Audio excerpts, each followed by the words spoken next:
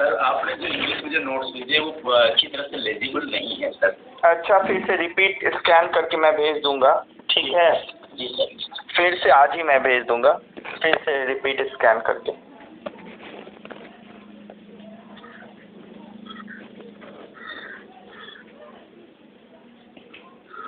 सभी को ज्वाइन होने देते हैं, उसके बाद डिस्कस करते हैं।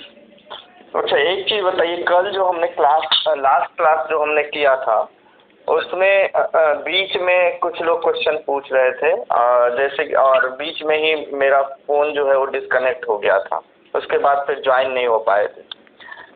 लास्ट क्लास में जो लोग क्वेश्चन पूछ रहे थे उनको किस किस पॉइंट पे डाउट है, वो अगर किसी को याद होगा तो वो क्वेश्चन कर सकते हैं।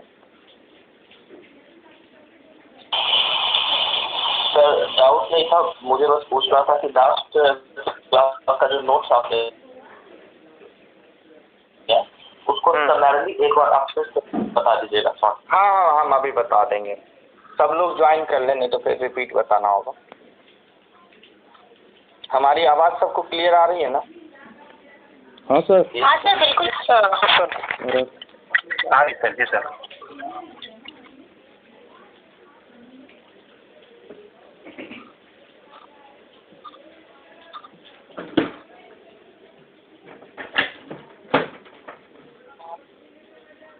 देखिए, लास्ट क्लास के बारे में, जो नोट्स के बारे में हमने आपको लास्ट क्लास में हमने बहुत सारी चीज़ें आपके सामने हमने रखा था।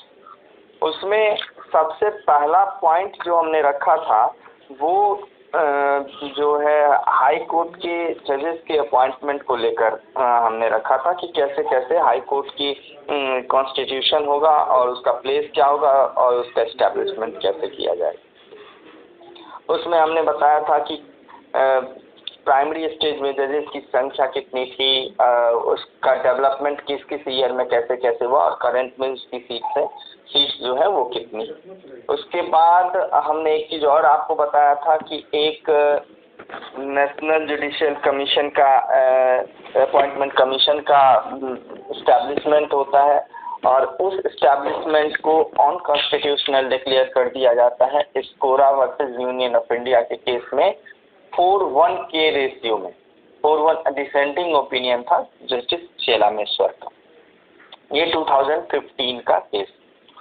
अब क्वेश्चन आता है कि इसके बीच में जो हमने केसेस मेंशन किए हैं आपके नोट्स में, हमने 3 केसेस मेंशन किए हैं। पहला केस का नाम है FT Gupta versus union of India.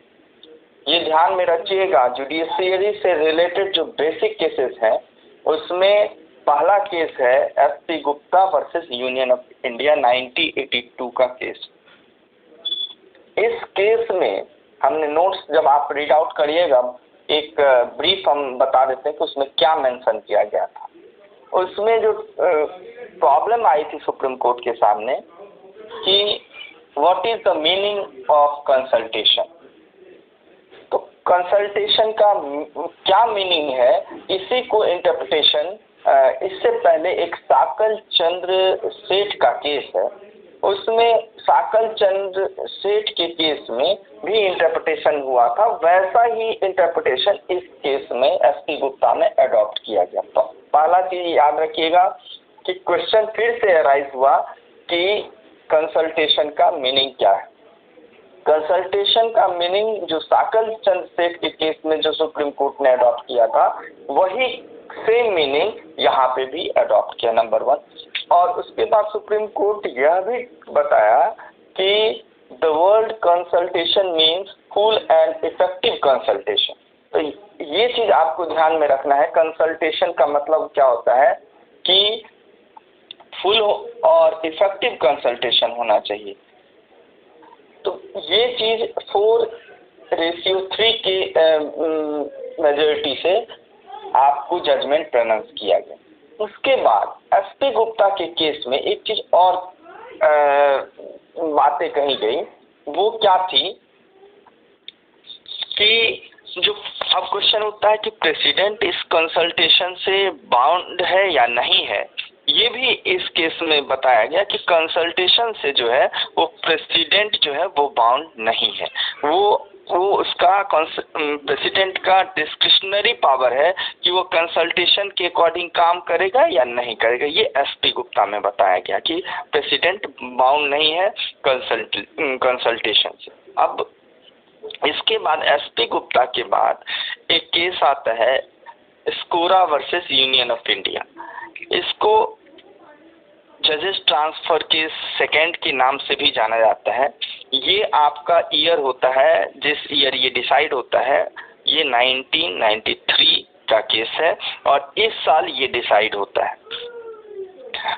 हमने आपको बताया था प्रीवियस क्लास में, जब आप किसी भी सुप्रीम कोर्ट का जो जजेस की अपॉइंटमेंट होती है तो उसमें अगर सुप्रीम कोर्ट के जजेस की अपॉइंटमेंट करनी है, अगर किसी हाई कोर्ट का या किसी एडवोकेट का या किसी प्रख्यात जो उसमें डिस्टिंग्विश जूरिस्ट है उनका, तो उनके लिए हमने बताया था कि 4 सीनियर जजेस का कॉलेजियम होता है और वो और विद सीजीआई और वो रिकमेंड करते हैं और उनके रिकमेंडेशन के बाद राष्ट्रपति द्वारा उसका अपॉइंटमेंट एज ए जज इन द सुप्रीम कोर्ट किया जाता है। ये हमने डिस्कस किया था। जब कंसल्टेशन की बात होती है तो उसमें हमने एसपी गुप्ता में सबसे पहला केस है, उसमें बताया गया था कि कंसल्टेशन की रिक्वायरमेंट कंसल्टेशन से जो प्रेसिडेंट है वो बाउंड नहीं है। ये अभी हमने एसपी गुप्ता का रेफरेंस दिया। इसके बाद जब स्कोरा वर्सेस यूनियन ऑफ इंडिया का केस आता है, वो 9 जजेस की बेंच होती है। 9 जजेस की बेंच होती है स्कोरा में और 7:2 के रेशियो से 7 का प्रोपोर्शन 2 के रेशियो से आप उसको मेजॉरिटी से इसका प्रोनाउंसमेंट होता है।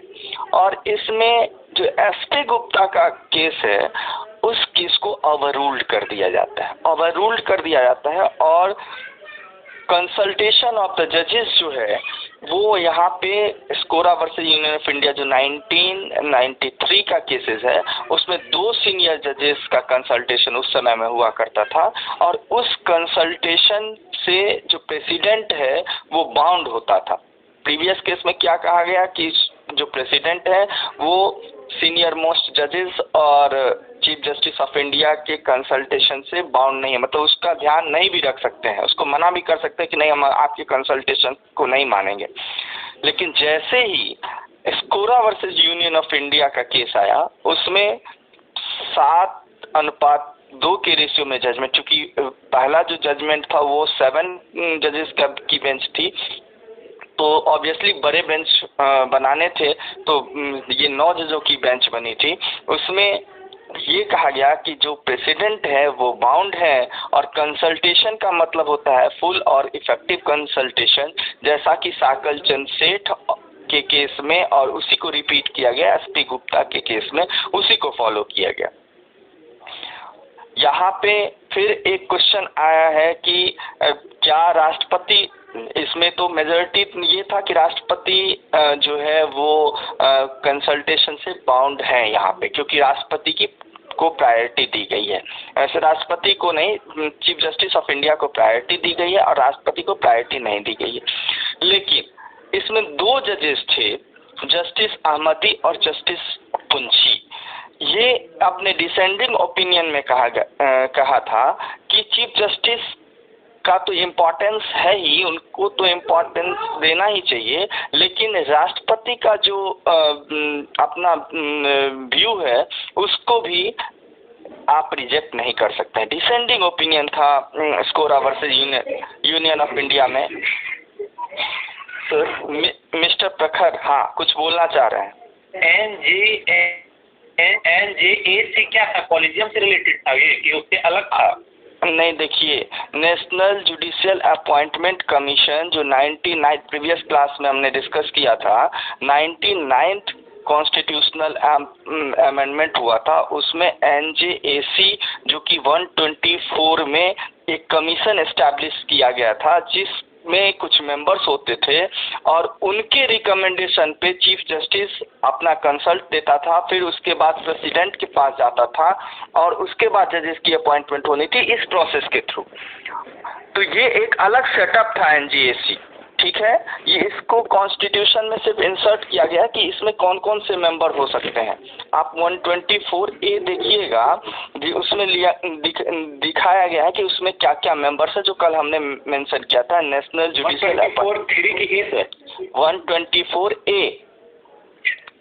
124A में मेंशन किया गया कि NJAC क्या होगा, उसके क्या क्या कितने मेंबर्स होंगे, कौन कौन, ये हमने प्रीवियस क्लास में डिस्कशन किया था, ठीक।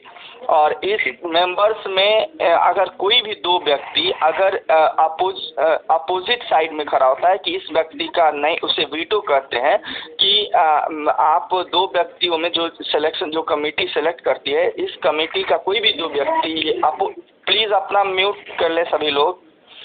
अगर कोई भी दो व्यक्ति अगर ये कह दे उस कमेटी के मेंबर के कि नहीं, इन जजेस का अपॉइंटमेंट नहीं होना चाहिए, तो वो ऐसा मान लिया जाता था कि वो एक वीटो पावर की तरह है और उस व्यक्ति का अपॉइंटमेंट नहीं होता था, उसका रिकमेंडेशन राष्ट्रपति के पास नहीं जाता था। NJAC सिस्टम अभी खत्म हो गया और कॉलेजियम सिस्टम लागू है ना सर? हाँ, नेशनल जुडिशियल अपॉइंटमेंट कमीशन का जो खत्म, देखिए हमने प्रीवियस क्लास में एक चीज बताया था, जब तक पार्लियामेंट किसी अमेंडमेंट, रिपील, रिमिशन के थ्रू आपको कॉन्स्टिट्यूशन से हटाती नहीं है, तब तक वो प्रोविजन एज इट इज लिखा रहता है, उसको हटाया नहीं गया होता है। प्रोविजन आपको दिखेगा आपके बेयर एक्ट में। तो एक्ट में बन गया है सर? एक्ट में बन गया है, 124A एक्ट में बन गया है। आप देखिए, अगर आपके पास बेयर एक्ट है तो आप खोल के देख सकते हैं। तो उसमें दिक्कत हो गया सर कॉलेजियम सिस्टम को लेके और इसका दोनों को लेके, तो फिर तो दिक्कत है। तो फिर किसको सरकार मानती है? आप थोड़ा सा सुन लीजिए हमारी बातों को। नेशनल जुडिशियल अपॉइंटमेंट कमीशन को इंसर्ट किया गया 2014 में, ठीक, और 99th कॉन्स्टिट्यूशनल अमेंडमेंट के थ्रू उसको इंसर्ट किया गया। लेकिन 2015 में एक केस आया, supreme court on records association and another's versus union of India. इसको क्या कहा गया कि ये जो फ्रीडम ऑफ जुडिशरी है, उसका ये जो अपॉइंटमेंट कमीशन बना है, ये फ्रीडम ऑफ जुडिशरी जो कि basic structure of the Indian constitution है, उसको ये वायलेट करती है। इसीलिए 124A, 124B, 124C और 124 सब क्लॉज 1 में जो प्रोविजन में अमेंडमेंट हुए थे, ये सब सारे अनकॉन्स्टिट्यूशनल डिक्लेयर कर दिए गए इस केस में। जैसे ही किसी चीज को अनकॉन्स्टिट्यूशनल डिक्लेयर कर दिया जाता है, तो जो प्रीवियस का स्टेज होता है, उसी स्टेज पे चीजें आ जाती है।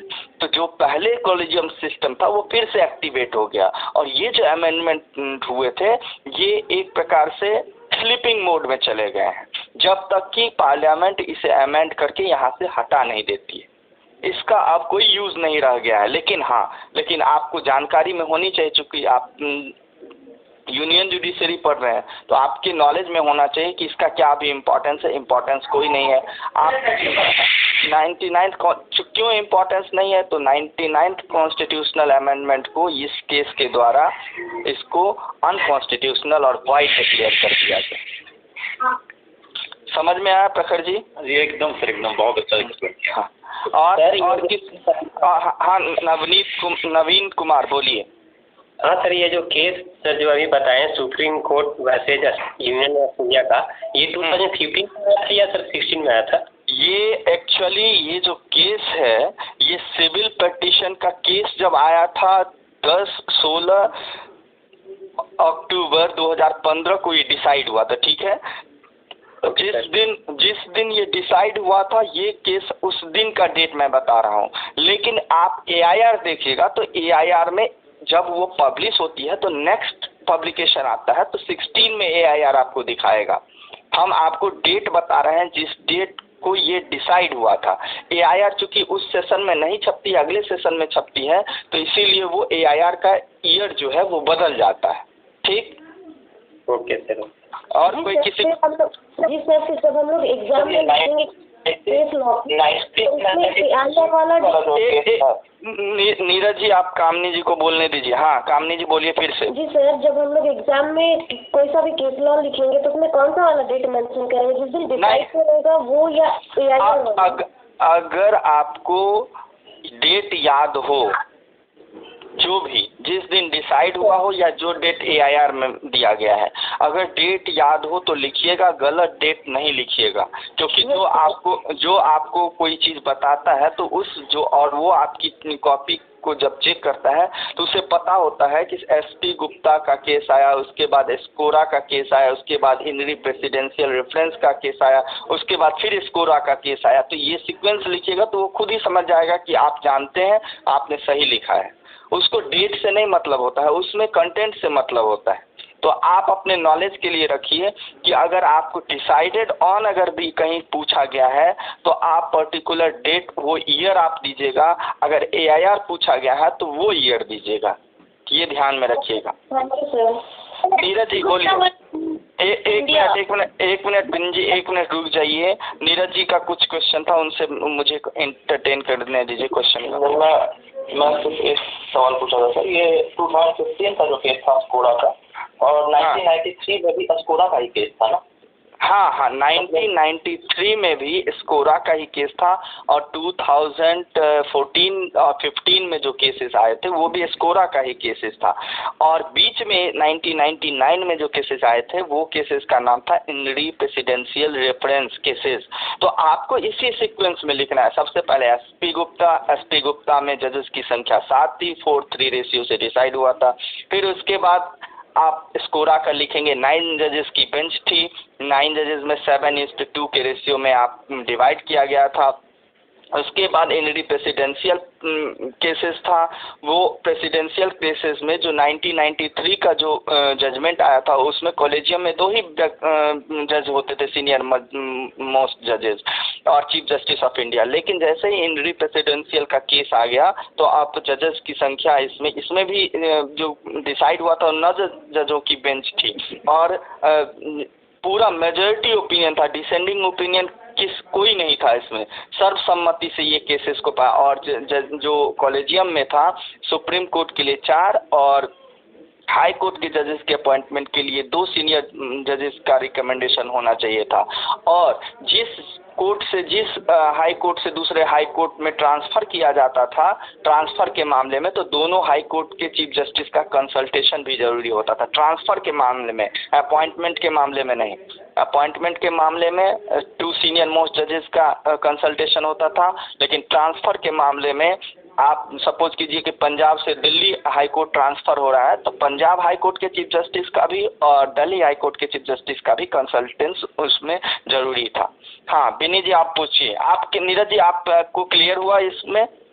सर एक और सवाल है, ये जो पॉपुलर 3 जजेस केसेस हैं 3 जो आपने बताया, तो आपने 4 केस का नाम दिया, तो ये 3rd जज केस जो है वो हम लोग एंट्री वाले को काउंट करेंगे या लास्ट नहीं, एक मिनट पूरा सीक्वेंस में सुन लीजिए।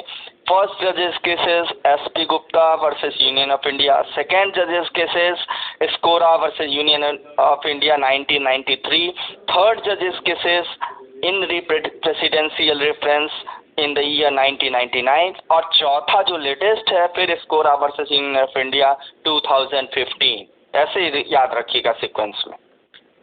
ओके ठीक। हाँ विनीत जी बोलिए। एक मिनट रुक जाइए। Union SP Gupta versus union of India, इसका ईयर क्या बताए थे sir? SP Gupta versus union of India का केस का ईयर है 1982। Thank you sir. ओके, और किसी को और कोई किसी को किसी सीक्वेंस में कोई दिक्कत है? चलिए नेक्स्ट हम डिस्कस करते हैं। देखिए फर्स्ट जजेस केसेस आपने देखा उसमें प्रेसिडेंट की वैल्यू ज़्यादा थी, सेकंड केसेस में प्रेसिडेंट बाउंड, फर्स्ट जजेस केसेस में प्रेसिडेंट बाउंड नहीं था कंसल्टेशन से। सेकेंड जजेस केसेस जब आया SCAORA versus union of India in the year 1993, उसमें ये कहा गया कि 7:2 के प्रोपोर्शन में था वो, और इसमें ये कहा गया कि प्रेसिडेंट जो है चीफ जस्टिस की को यहाँ पे प्रायोरिटी दी गई, और चीफ जस्टिस का कंसल्टेशन जो सीनियर जजेस होते थे वही बाइंडिंग होता था, ना कि प्रेसिडेंट का। उसके बाद इसमें डिसेंडिंग ओपिनियन था अहमदी और पुंछी का। ऑनरेबल जस्टिस अहमदी और ऑनरेबल जस्टिस पुंछी ने ये कहा था कि चीफ जस्टिस का जो व्यू है वो तो इम्पोर्टेंस का है ही, लेकिन प्रेसिडेंस के व्यू को भी आप रिजेक्ट नहीं कर सकते हैं। इसमें ये दो जजेस को आप कोट करिएगा, जैसे स्कोरा का सेकंड जजेस केसेस को आप मेंशन करिएगा तो डिसेंडिंग ओपिनियन को जरूर मेंशन की। फिर थर्ड जजेस केसेस में एक इम्प्रूवमेंट किया गया, कॉलेजियम वही थी फुल, और उसमें जो आपको कंसल्टेशन का जो इंटरप्रिटेशन किया गया फुल एंड इफेक्टिव कंसल्टेशन होना चाहिए, ये भी बात वही थी जो फर्स्ट जजेस में थी, लेकिन जो कॉलेजियम का सिस्टम था उसमें थोड़ा सा इम्प्रूवमेंट किया गया। इम्प्रूवमेंट क्या किया गया, जो 1993 का जो स्कोरा का केस था उसमें जो कॉलेजियम बनते थे वो 2 सीनियर जजेस की कॉलेजियम होती थी। इसमें क्या हो गया, सुप्रीम कोर्ट के जजेस के अपॉइंटमेंट में 4 सीनियर जजेस प्लस चीफ जस्टिस होते थे, और उसके अलावा हाई कोर्ट के का जब जजेस का अपॉइंटमेंट होता था तो 2 सीनियर जजेस का कंसल्टेशन की रिक्वायरमेंट होती थी। और अगर ट्रांसफर का मैटर है एक हाई कोर्ट से दूसरे हाई कोर्ट, दूसरे हाई कोर्ट से तीसरे हाई कोर्ट में किसी जज का ट्रांसफर का होना है, तब जो है कंसल्टेशन 2 सीनियर जजेस का तो होना जरूरी है, उसके साथ उस हाई कोर्ट का जिस हाई कोर्ट से किसी जज को जाना है और दूसरे हाई कोर्ट में पहुंचना है, दोनों हाई कोर्ट के चीफ जस्टिस का भी कंसल्टेशन की रिक्वायरमेंट होती है। ये आपको इसी सीक्वेंस में यही 4-5 पॉइंट को आपको डिस्कस करना है।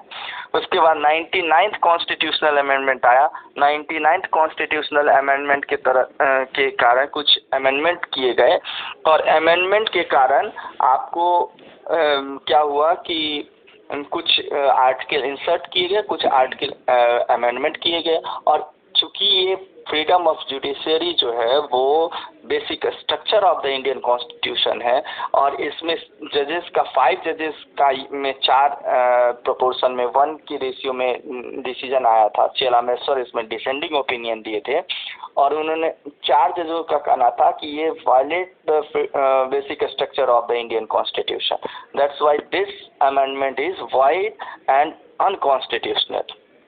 तो आपको ये अमेंडमेंट जो है अनकॉन्स्टिट्यूशनल और वाइड डिक्लेयर किया गया, जबकि चेलामेश्वर का स्टेटमेंट था कि यह जो है वो basic structure of the Indian constitution को वायलेट नहीं करता है और इसलिए ये वैलिड है।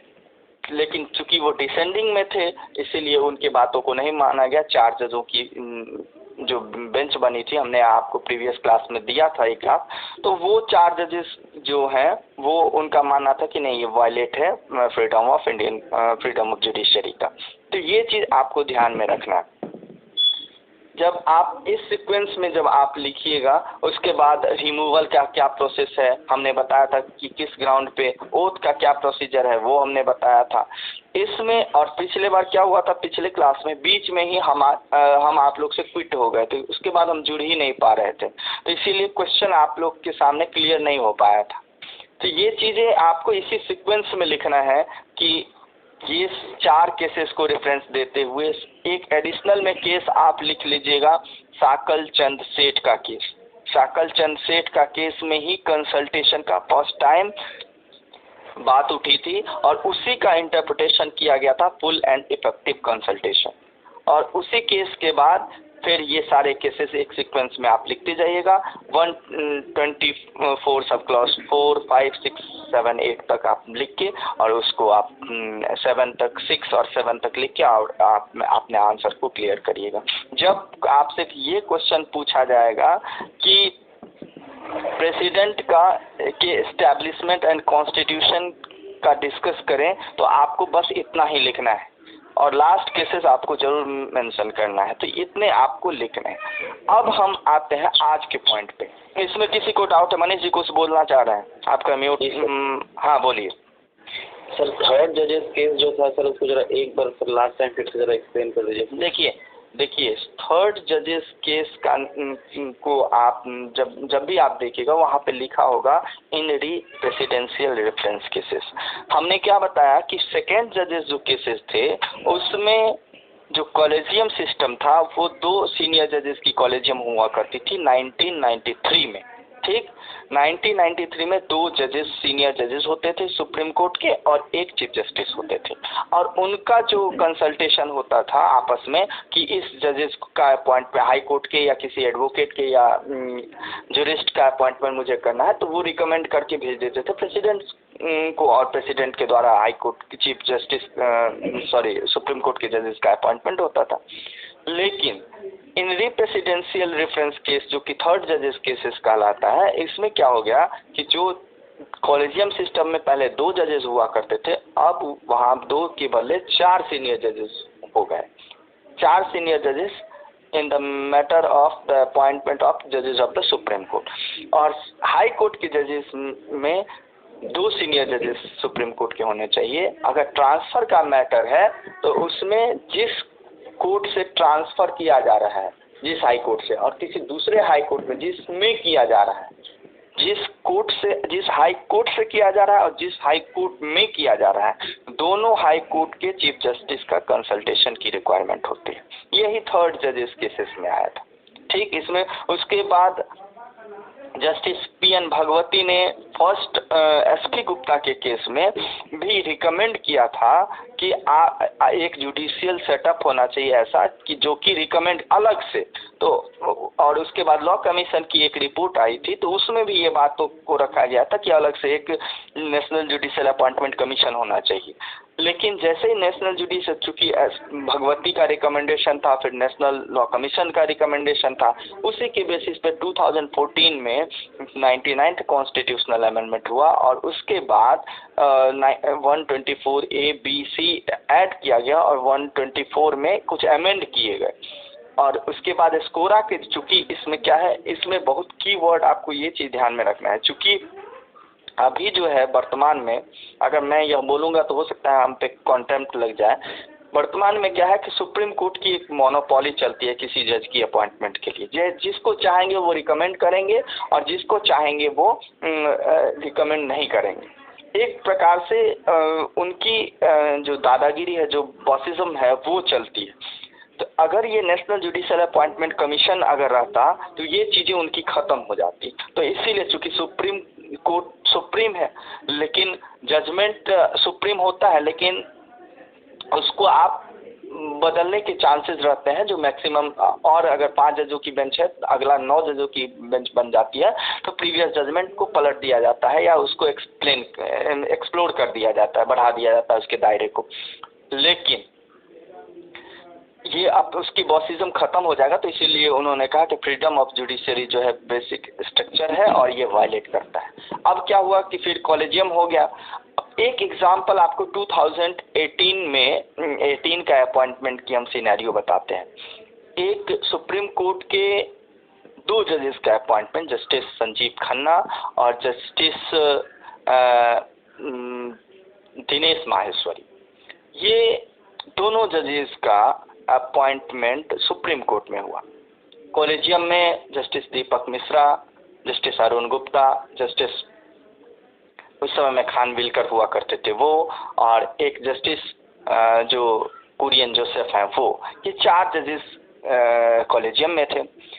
ऐसा हुआ कि दीपक मिश्रा ने अरुण मिश्रा का मतलब क्या हुआ कि बीच में ही वो रिटायर हो गए, जैसे कॉलेजियम स्टार्ट होती और बीच में वो रिटायर हो गए। पहले जो नाम रिकमेंड किया गया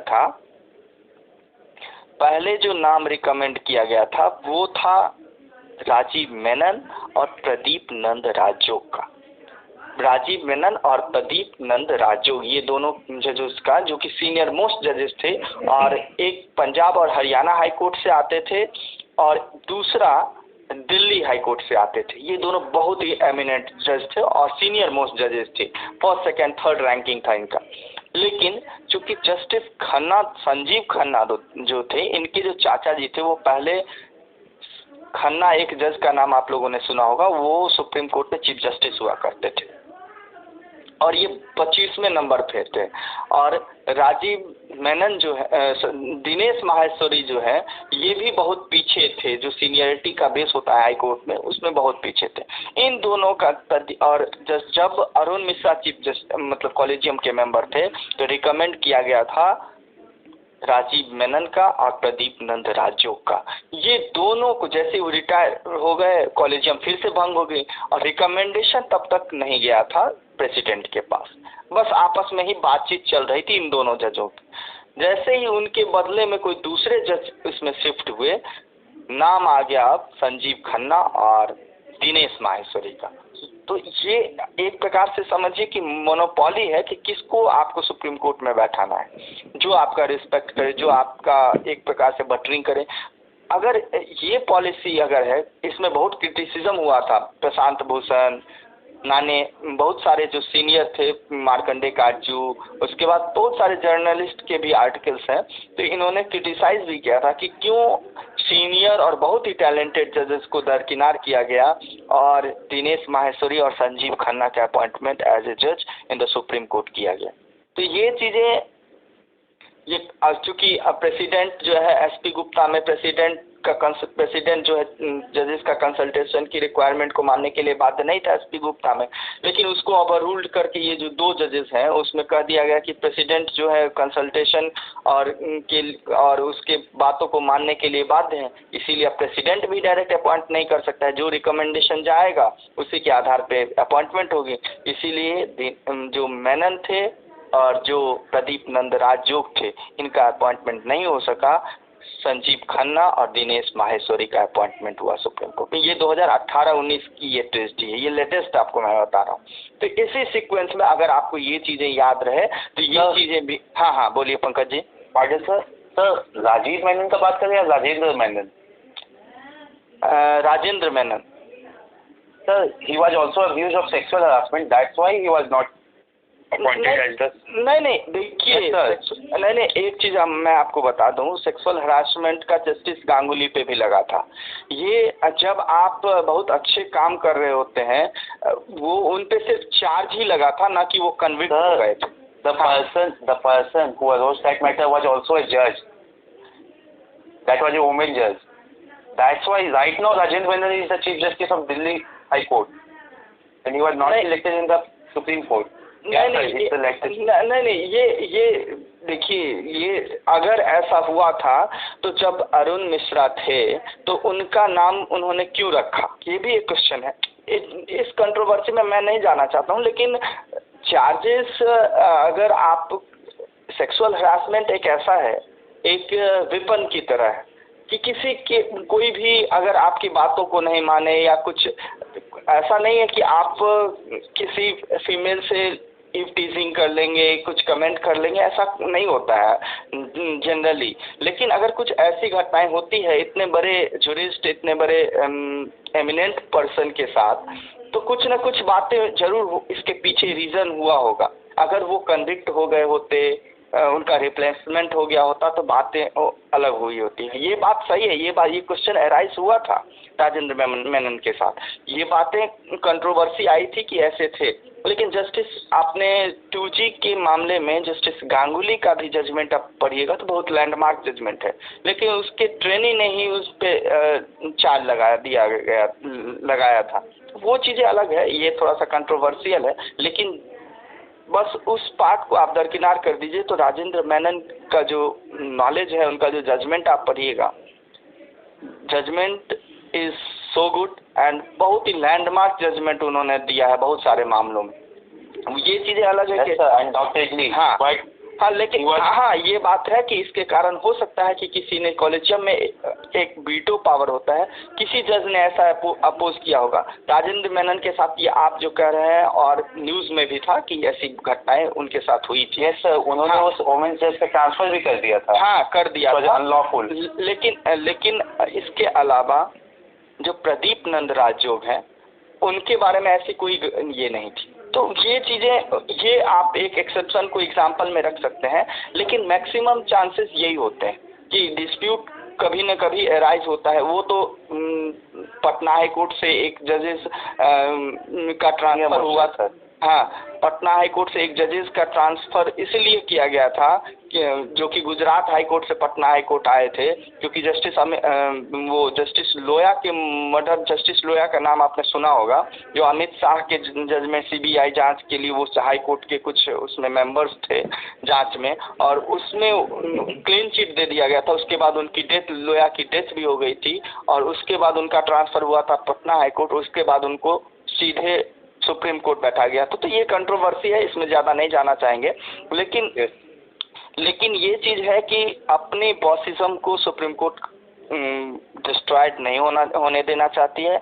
इसीलिए सुप्रीम कोर्ट ने 99th कॉन्स्टिट्यूशनल अमेंडमेंट को उन्होंने अनकॉन्स्टिट्यूशनल डिक्लेयर किया था। जैसा कि चेलामेश्वर भी यही चीज़ उन्होंने कहा था कि उनका जो लैंग्वेज था, उनकी जो आर्टिकल आई थी उस समय में, वो पढ़िएगा तो उसमें आपको दिखेगा कि ये चीज़ें आई थी।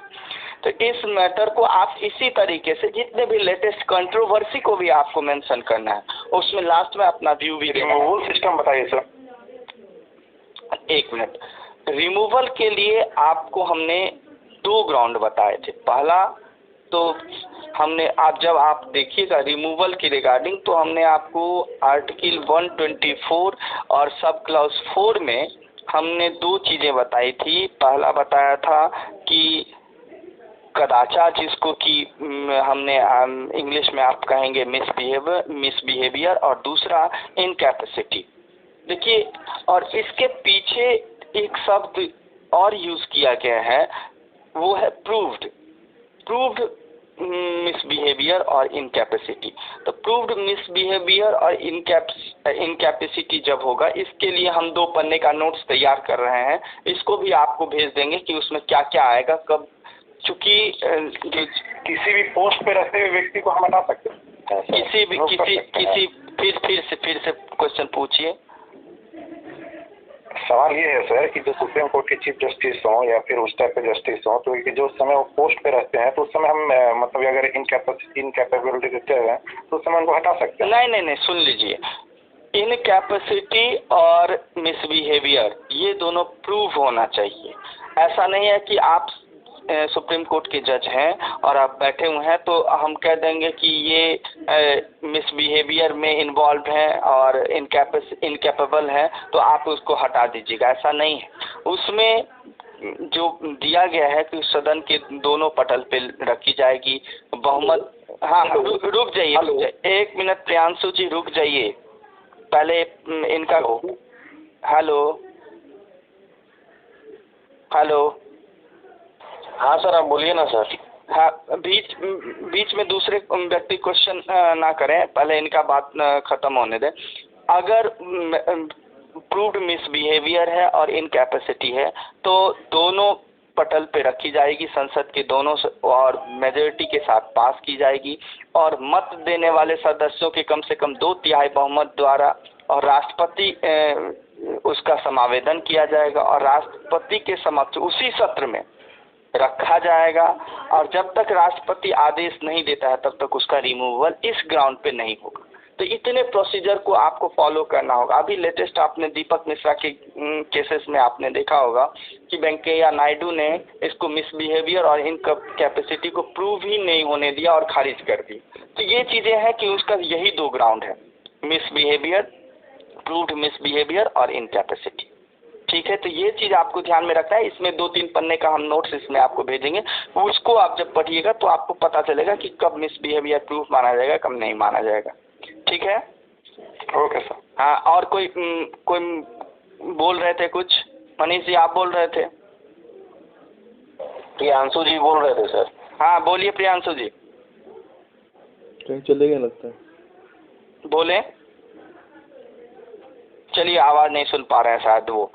देखिए, तो आपको इसी सीक्वेंस में आपको इस जुडिशरी को जब आप उसके पोजीशन, सिचुएशन, अपॉइंटमेंट, एस्टैब्लिशमेंट अगर ये पूछा जाएगा तो आपको इसी सीक्वेंस में लिखना है।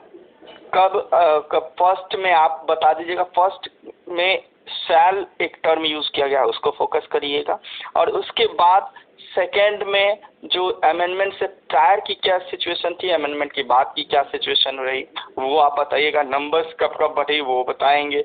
थर्ड में जब आप बताइएगा क्वालिफिकेशन क्या होगा, वो आप बताइएगा कि क्या क्या क्वालिफिकेशन होगा।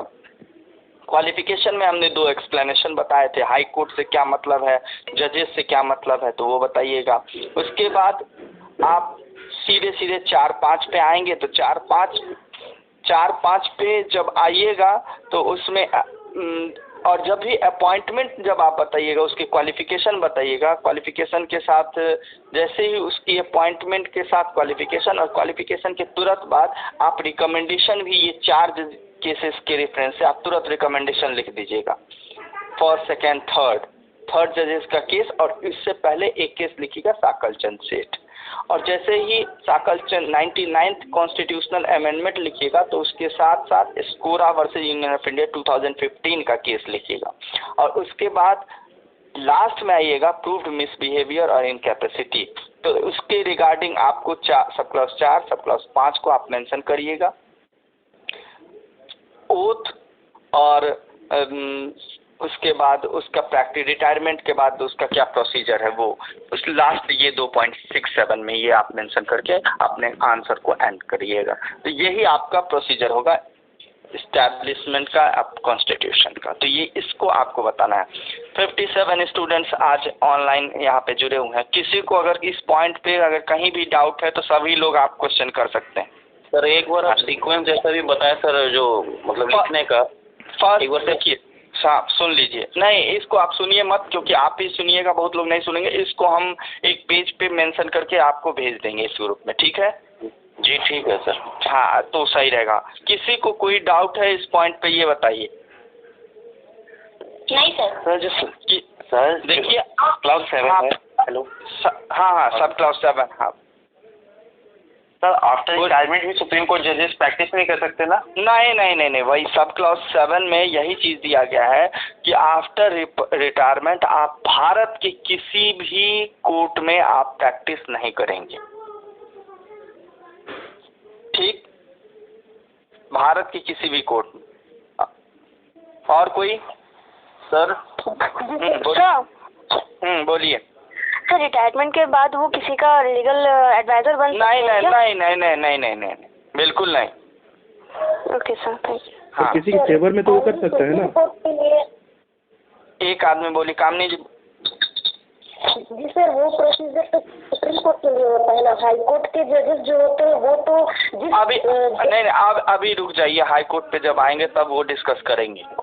हाई कोर्ट के जज उस हाई कोर्ट में नहीं प्रैक्टिस करेगा, अदर हाई कोर्ट में कर सकता है, सुप्रीम कोर्ट में कर सकता है, ठीक है? आगे और कोई?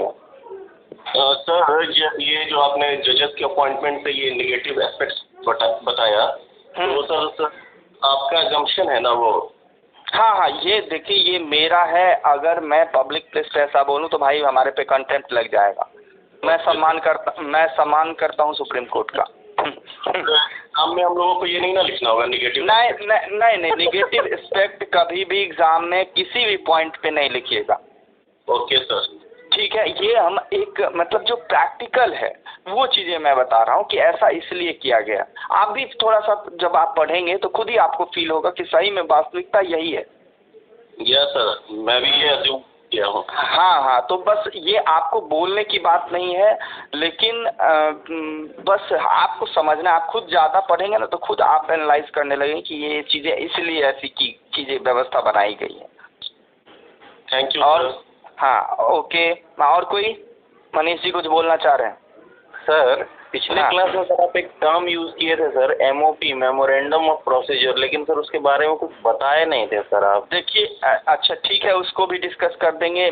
MOP, मेमोरेंडम ऑफ प्रोसीजर जो है, मेमोरेंडम ऑफ प्रोसीजर जो है वो जब आप कॉलेजियम की व्यवस्था को एक प्रेसिडेंट के रूप में आप इन्वॉल्व करते हैं तो उसी को मेमोरेंडम ऑफ प्रोसीजर किसी भी, ये वेरी करता है। आप मेमोरेंडम ऑफ प्रोसीजर जो है ये वेरी करता है, डिफरेंट स्टैट्यूट का डिफरेंट मेमोरेंडम ऑफ प्रोसीजर होता है। जब आप कॉलेजियम सिस्टम की व्यवस्था थी तो उसका मेमोरेंडम ऑफ प्रोसीजर जो था वो 4 जजेस थे, एक सीनियर जजेस थे, ये उसका मेमोरेंडम ऑफ प्रोसीजर था। जब नेशनल जुडिशल अपॉइंटमेंट कमीशन हो गया, तो उसका लिए मेमोरेंडम ऑफ प्रोसीजर हो गया।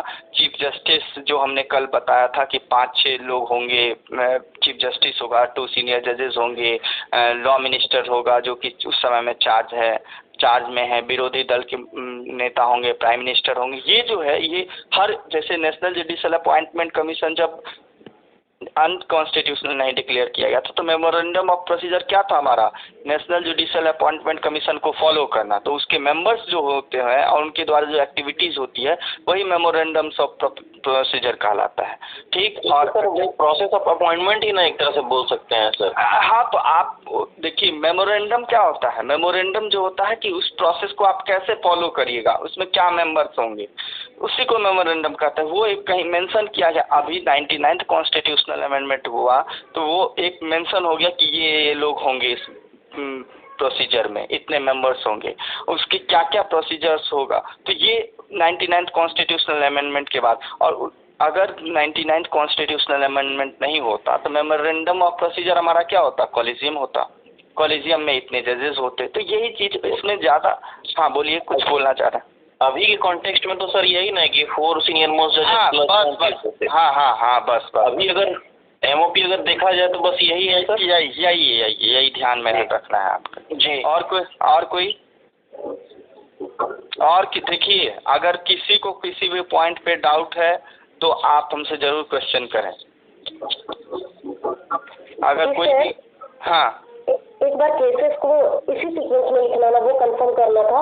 एसपी गुप्ता, सबसे पहले तो वो साकल चंद वाला केस को लिखेंगे, उसके बाद एसपी गुप्ता नहीं, सबसे पहले एसपी गुप्ता को लिखिएगा, उसमें साकल चंद को कोट करिएगा।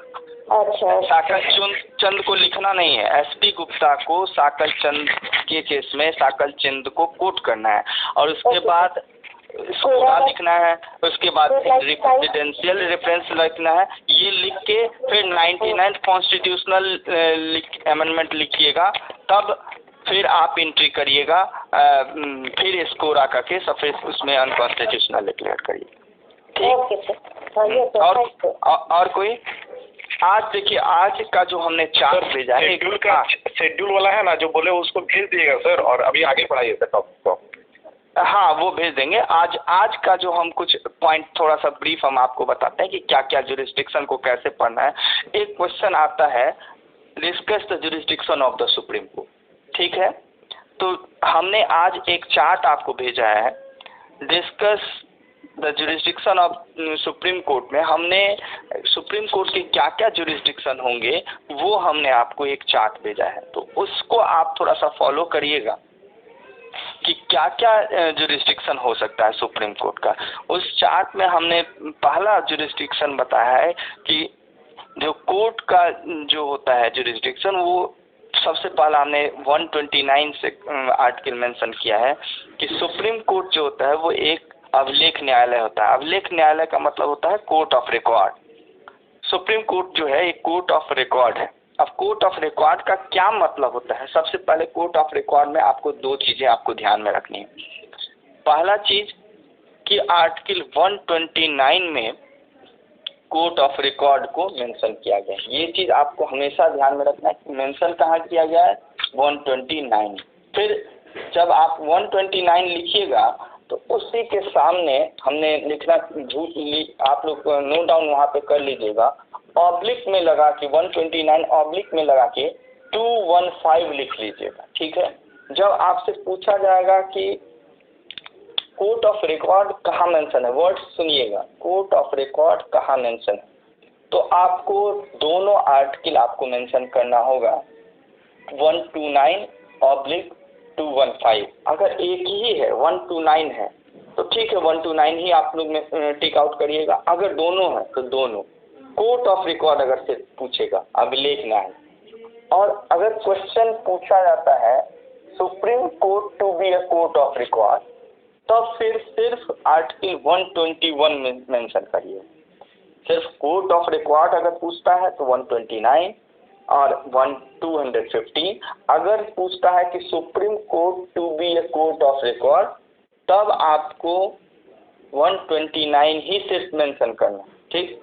दूसरा, सुप्रीम कोर्ट ऑफ रिकॉर्ड का क्या मतलब होता है, उसको आपको ध्यान में रखना है। उसके 3 हमने पॉइंट आपके सामने रखा है, जो कि आप देखिएगा कि चार्ट में उसको हमने मेंशन किया है कि क्या क्या उसमें हो सकता है। पहला हमने मेंशन किया है कि power to punish for contempt. Contempt का मतलब समझते हैं आप लोग?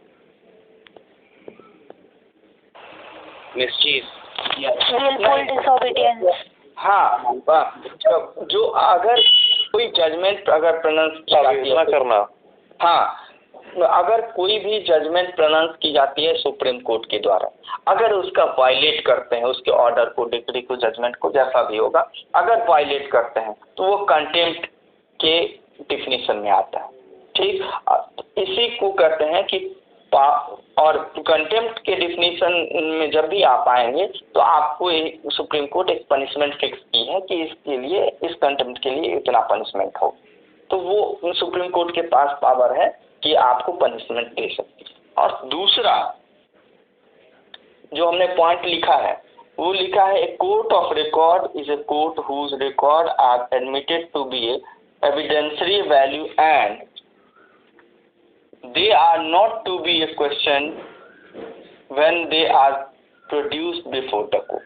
तो ये चीज जब सुप्रीम कोर्ट जब भी कोई जजमेंट प्रोनाउंस करती है उसको एक डॉक्यूमेंट्स के रूप में वो रखती है, और जब आप उसको, जब जजमेंट प्रोनाउंस हो जाता है तो जब आप उसको कहीं ले जाते हैं, आप एक जो पॉलिटिकल साइंस के स्टूडेंट्स होते हैं वो होंगे, वो जानते होंगे कि कोई भी जजमेंट जो सुप्रीम कोर्ट के द्वारा प्रोनाउंस की जाती है वो एक लॉ हो जाता है। ये आप लोगों ने देखा है कि वो एक लॉ हो जाता है। तो जैसे वो एक लॉ हो जाता है, तो जैसे ही उस डॉक्यूमेंट्स को आप कहीं प्रोड्यूस करेंगे तो आप को यह मान लिया जाएगा कि जो ये प्रोनाउंसमेंट है वो बहुत सही तरीके से और ये करेक्ट है और सही तरीके से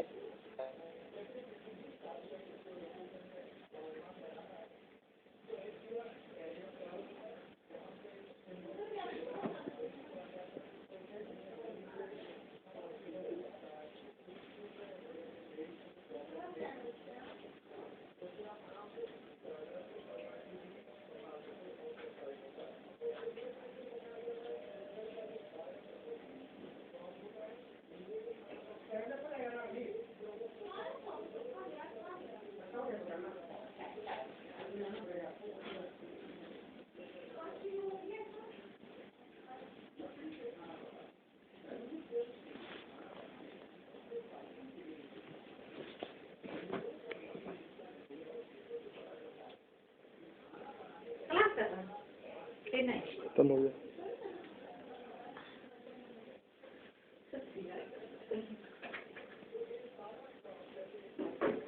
उसका अपील का टाइम अगर उसका खत्म हो जाता है, कोई भी जजमेंट प्रोनाउंस कर दी जाती है, उसके द्वारा डॉक्यूमेंट रख दी जाती है बना के, तो आप बाद में आप क्वेश्चन नहीं कर सकते हैं कि ये जजमेंट गलत है। सपोज कीजिए फॉर एग्जांपल, अभी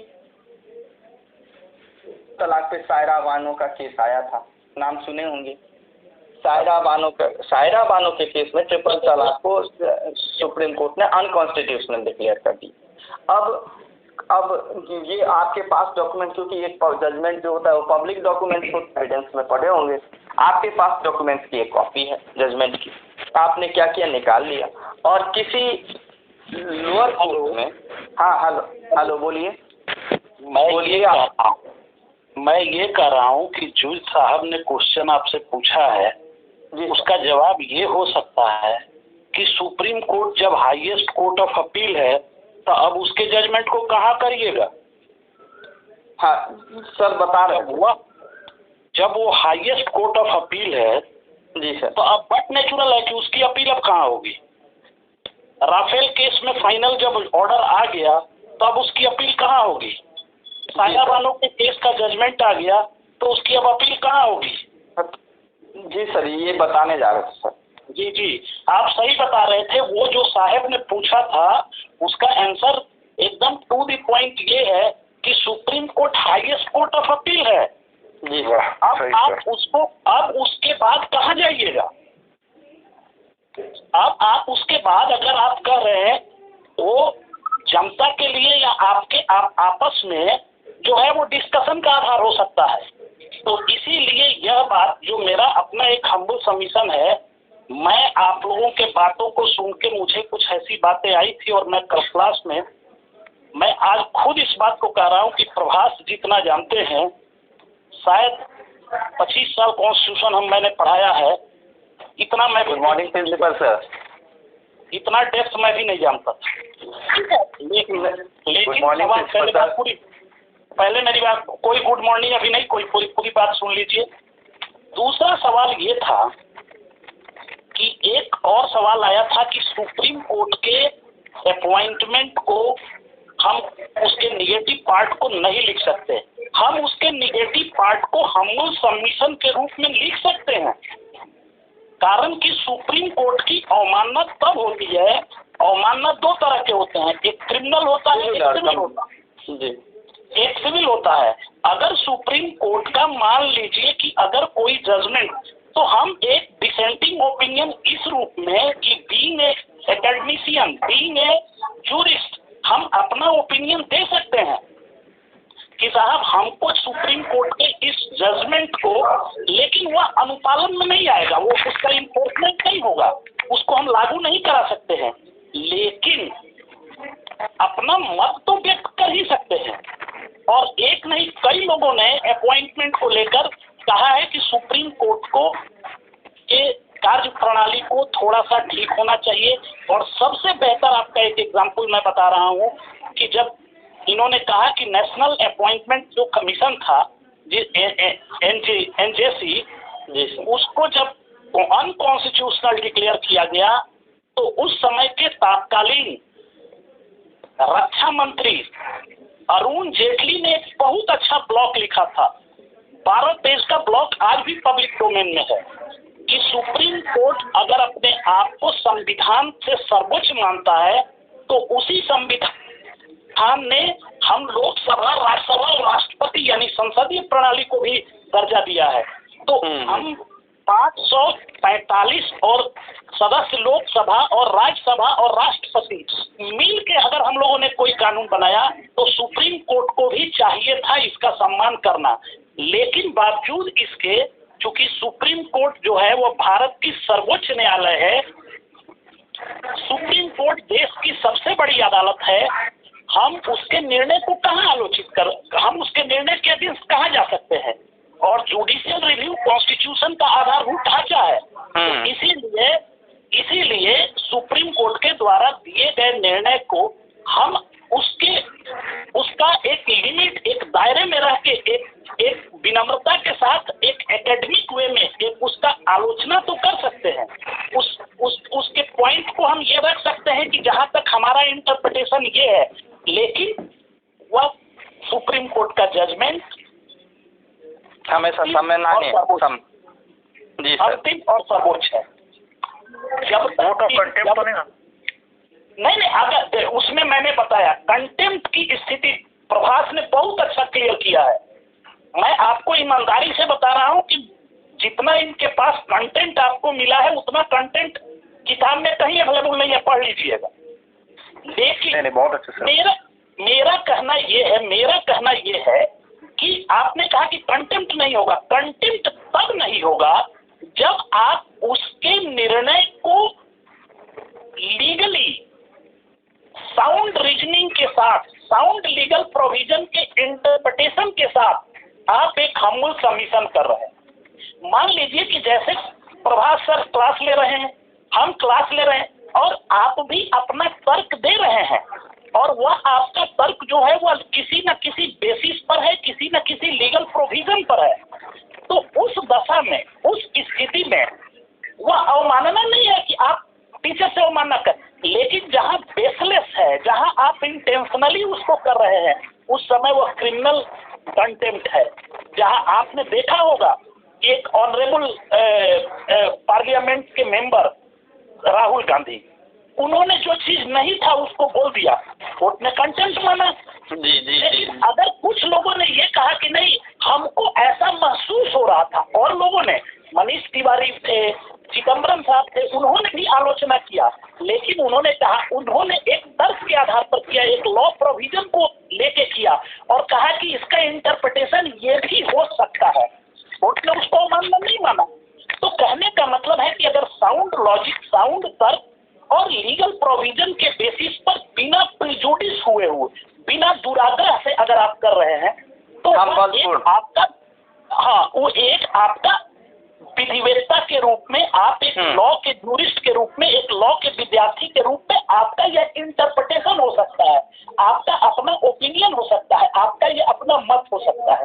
thank you, thank you, thank you, thank you, thank you, thank you sir, thank you sir.